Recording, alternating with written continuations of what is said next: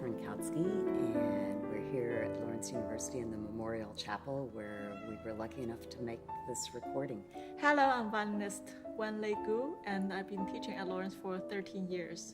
We considered many different venues, but I think ended up being so glad that our wonderful recording engineer was willing to come out here to do it, because we were so much more comfortable doing it in our home space where we could rehearse, where I knew the pianos really well. It just felt so much more natural, I think, than it would have in a recording studio in some other city. Well, I think this last 2 years, we've been very lucky to have played a lot of Brahms. Especially. I have played with orchestra the Brahms concerto, and then I'm going to be playing the Brahms double concerto in a week.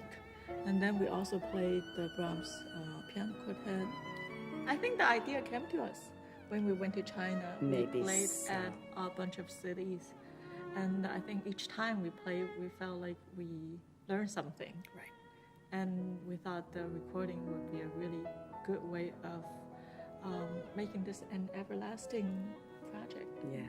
It's such a perfect sort of joining of works to have these three works, each one so different from the other, and yet each one that somehow reflects on the other. It was a lovely project to have.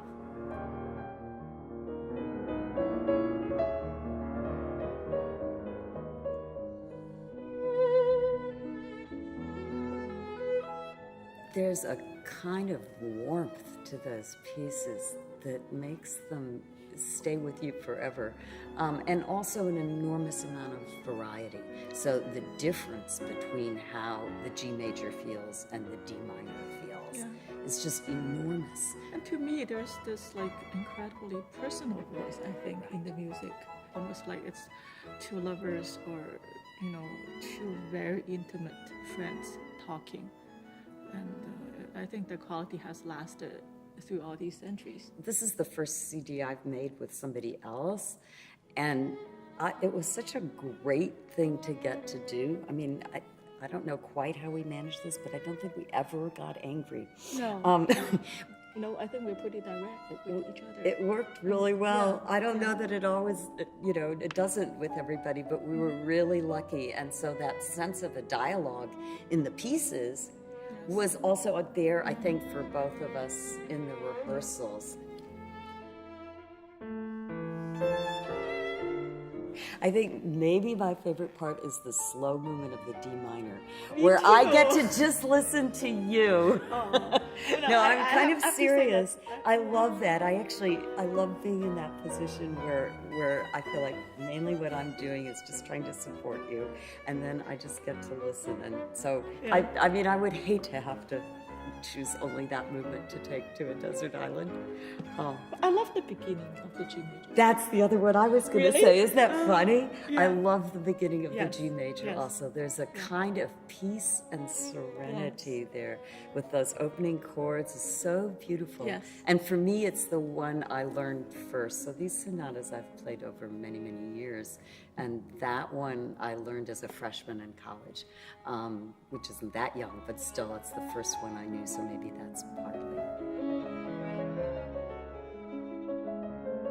Personally, I like live concerts better. I feel like I like having an audience. I like imagining there's an audience, even if there's just one person, I expected it to feel more different than it did, and I expected it to be much more stressful than it was. It certainly was incredibly hard work, but I didn't feel like I was like nervous and shaking all the time. And I think for me at least, what makes an enormous difference is the recording engineer.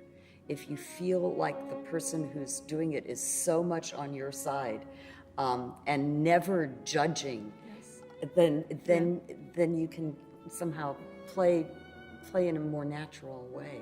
So it didn't feel forced. That's how I wasn't nervous. It was just like trying to be spontaneous, as in a performance hall. When you're doing it over. When you're doing over. Of course. We recorded the Brahms sonatas in 3 days, 1 day for each sonata. I thought it was pretty strenuous work. I couldn't agree more. Yeah.